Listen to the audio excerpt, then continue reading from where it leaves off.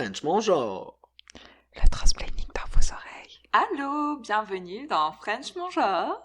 Allô Elliot, Salut Jay! comment ça va? Ça va bien toi? Yes, ça va. Aujourd'hui, on a un invité spécial. Allô Léo. Salut, ça va? Ça va? Tu pourrais te présenter pour nos auditeuristes, s'il te plaît? Ouais, je m'appelle Léo, mon pronom c'est il, et je suis un homme trans, et je suis sous traitement hormonal, la raison pour laquelle je participe à ce podcast. Exactement. Yeah. Aurais-tu un petit fun fact à propos de toi? Fun fact, c'est que j'enregistre un podcast dans un chalet, au bord d'un foyer. La grosse vie de chalet. Oui. Donc cette semaine, on va parler d'hormones. Moi, je ne prends pas d'hormones, par contre, vous en prenez. Ouais. Je voulais savoir, vous les prenez où, vos hormones? À la pharmacie, hein? Parce que ça se vend pas encore à l'épicerie. Je les prends à la pharmacie, mais j'imagine que la question à laquelle tu veux que je réponde, c'est comment j'ai fait pour en avoir. Exactement, oui. Ouais. Ça a été tout un processus pour avoir ma prescription d'hormones. Ça a commencé au mois d'octobre. J'avais rendez-vous avec ma psy.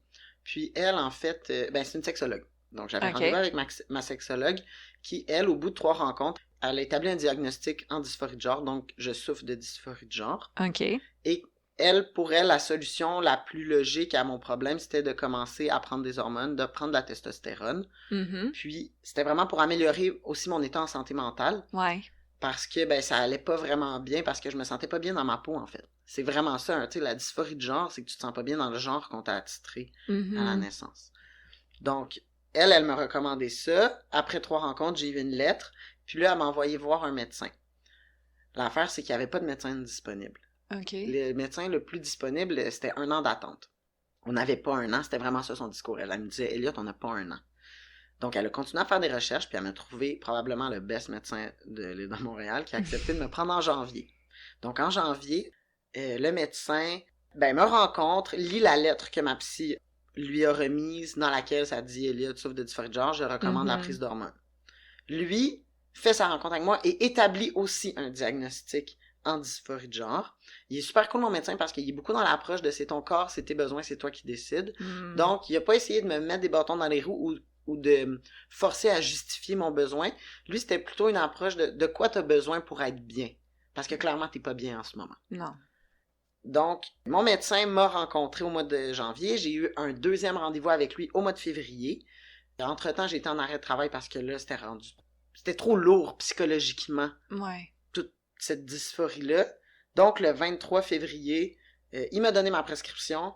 Puis toi, Léo, comment ça s'est passé? J'ai commencé les hormones en France, un peu de la même manière, j'ai dû voir, pas une sexologue dans ce cas-là, mais c'était un psychiatre, parce qu'il demande malheureusement en France à ce qu'on voit un psychiatre pour avoir un diagnostic de maladie du transsexualisme.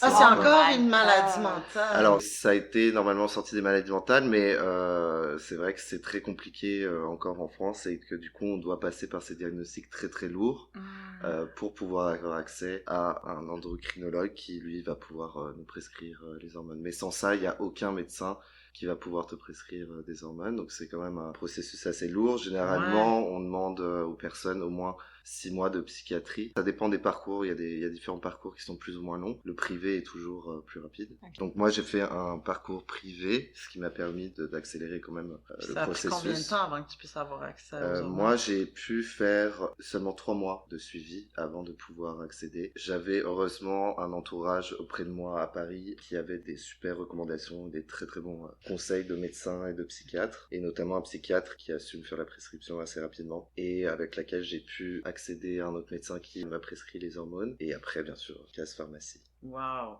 c'est 3 mois. Et moi c'était 3 rencontres puis j'ai trouvé ça quand même. Quand tu le sais que t'es rendu là, comment t'as trouvé ça attendre 3 mois? Mais 3 mois, c'est 3 mois après un processus qui est déjà bien établi. Donc 3 mois, c'est 3 mois après généralement la verbalisation à son entourage.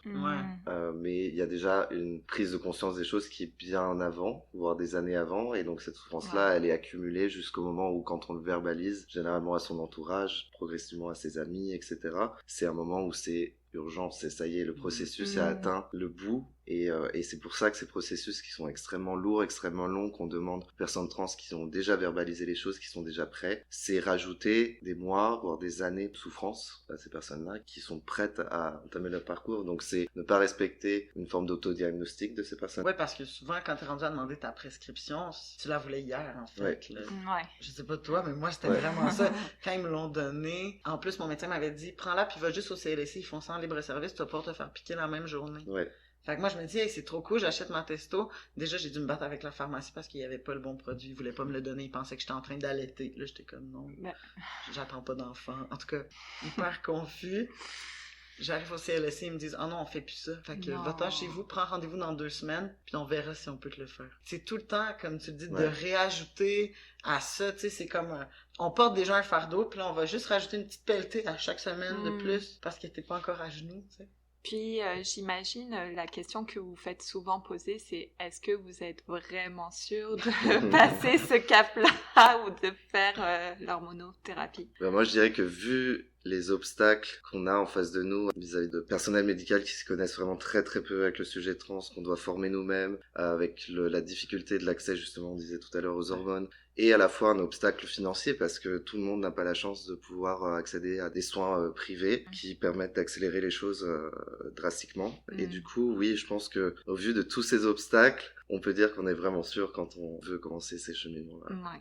Puis, comme vous l'avez dit avant, il y a aussi tout votre questionnement intérieur avant de commencer ce processus et de coming out aussi autour de vous. Là. Mais c'est comme tout coming out, je pense, le moment où la personne le verbalise, c'est pas le moment où la personne l'a réalisé. Ouais, et quand on est rendu à demander des hormones, on a pris beaucoup de décisions avant, puis on a exploré beaucoup d'avenues, parce que c'est pas nécessairement la chose à laquelle on pense au départ. On va essayer, moi en tout cas, personnellement, j'ai plus essayé des transitions sociales ou des choses comme ça, avant de me dire est-ce que je veux vraiment modifier mon corps, parce que c'est aussi beaucoup présenté comme attention, ça va modifier. Les gens sont beaucoup inquiets, je trouve. Autour de moi, les gens réagissaient de manière inquiète, alors que c'était positif, en fait, dans mon expérience de prendre des hormones, puis j'étais rendu là, j'en avais besoin pour pouvoir continuer à avancer. Bref, je pense que ce que j'essaie de dire, c'est que oui, c'est épeurant, puis oui, ça a des effets, tu sais, c'est sûr que les hormones, c'est un produit chimique, puis c'est sûr que ça a des effets sur nos organes internes, puis ça va avoir, il peut avoir des effets secondaires qui sont pas le fun, mais c'est quoi par rapport à l'inconfort, en fait, puis l'état de détresse psychologique constant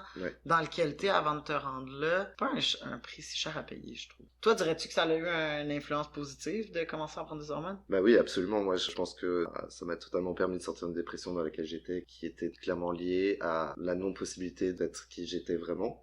Et ça a permis un réel soulagement, bien évidemment. Et je pense que ça a un aspect à la fois sur moi et sur mon entourage, sur ma vie sociale, sur ma famille. Et je pense que les gens réalisent très naturellement que c'est évident pour le bien de cette personne-là, pour le bien de sa santé mentale. C'est un parcours qui vaut bien plus que tous les méfaits physiques que ça peut avoir ou que ça peut engendrer. Tellement bien dit. Puis c'est quoi la chose que tu préfères de prendre la testo? Je pense que comme un peu beaucoup de personnes au début, ça a été l'attente des effets de masculinisation et par là, c'est plus de pouvoir petit à petit être vu enfin par les autres comme tu es vraiment.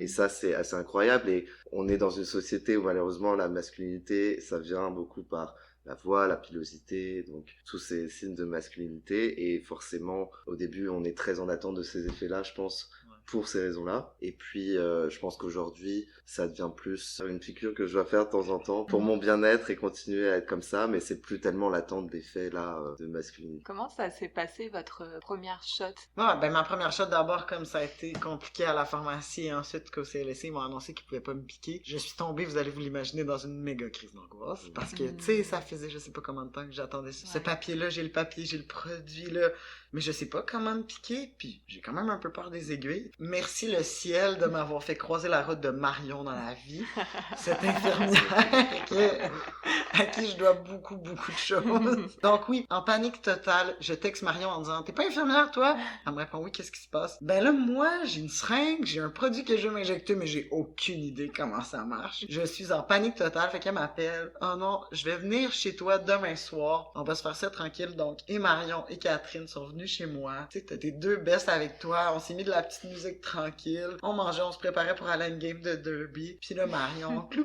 pique ma petite piqûre, c'était comme le baptême. Puis après ça, quand je suis sortie, ça a été la première fois où je suis comme sortie dans le monde. Je sais pas, I was born on that day. C'était comme, avant, certaines personnes utilisaient Elliot, pas toutes, là, c'était comme, non, maintenant, comment je m'appelle comme ça, c'est fini. Ouais. Tout le reste, j'avais... C'est pour ça qu'on est beaucoup à célébrer Ben le oui, Tea Birthday. le Tea Birthday, c'est une des journées tellement marquantes de ma vie. Toi, ça s'est passé comment? Ben moi, j'ai fait faire ça par une infirmière. Je suis allé dans une clinique. Littéralement, je pense, dans les 2 heures après avoir eu ma testo dans les mains, parce que j'étais sur un traitement à l'époque en France qui était en intramusculaire et j'étais incapable de me faire ça. C'est une aiguille qui est quand même assez impressionnante. Je te rejoins un peu sur la sensation de tu sors de là et tu sens reborn. Et ça y est, tu sais que, et puis je pense que tu sais que ça y est, c'est mis en route enfin, là, le moment, c'est le tea day, mais c'est aussi le premier moment où ça y est, les choses sont mises en route, t'as ton ordonnance, donc ça va rouler à partir de là. Tu vas plus être confronté aux mêmes obstacles qu'avant, bien que il m'est arrivé en France d'arriver avec mon ordonnance plusieurs mois après avoir commencé déjà mon traitement et de me voir refuser mon traitement de testo en pharmacie alors qu'ils avaient le traitement en stock, mais par pure transphobie décident de me dire non, on donne pas le traitement pour les personnes comme vous. Clairement. Wow. Donc je pense qu'il y a encore un gros problème. Puis ils ont le droit de faire ça, de juste refuser de vous Je pense que ça doit être totalement illégal, mais après, qu'est-ce que tu veux faire, tu vois, c'est très difficile. Il y a encore beaucoup de transphobie, puis d'homophobie, puis... Ouais. Ah oui, beaucoup on n'a pas fini avec France, ça. là, c'est Même en Grande-Bretagne, ouais. comme on vient de voir ces jours-ci, là, la loi qui a été passée que les jeunes de 16 ans et moins sont plus aptes à décider de prendre des bloqueurs d'hormones. Ouais, bloqueurs d'hormones à 16 ans. Ouais, alors que la puberté a déjà commencé depuis un bout, là. Fait que c'est pas drôle quand c'est pas la bonne puberté que tu attends. Surtout que 16 ans pour les hormones bloqueurs, c'est tellement tard. Oui, la puberté est déjà faite, quoi. 16 ans, je pense que c'est... Ça les dommages psychologiques aussi. Ouais. Avec l'approche des fêtes, on sait que c'est pas toujours facile pour les personnes non-binaires et trans qui vont se faire mégenrer ou poser des questions indiscrètes. Et ça, c'est quand elles peuvent aller dans leur famille tout court. French Mon Genre tenait à dire à ces personnes-là qu'on les aime, qu'on les voit, qu'on leur souhaite de joyeuses fêtes. Vos rapports avec les spécialistes, enfin, je pourrais peut-être même dire spécialistes avec des guillemets, là. Ouais, les spécialistes. Ouais. Des fois, il faut un peu leur expliquer nos situations avant parce qu'ils n'en rencontrent pas beaucoup, j'ai l'impression. Puis, ils ont toujours besoin de se baquer par la science. Il y a ça aussi qu'on sent beaucoup des spécialistes, entre guillemets, parce que j'ai envie de mentionner que les vrais spécialistes, c'est les gens qui le vivent au quotidien. Là. Ouais.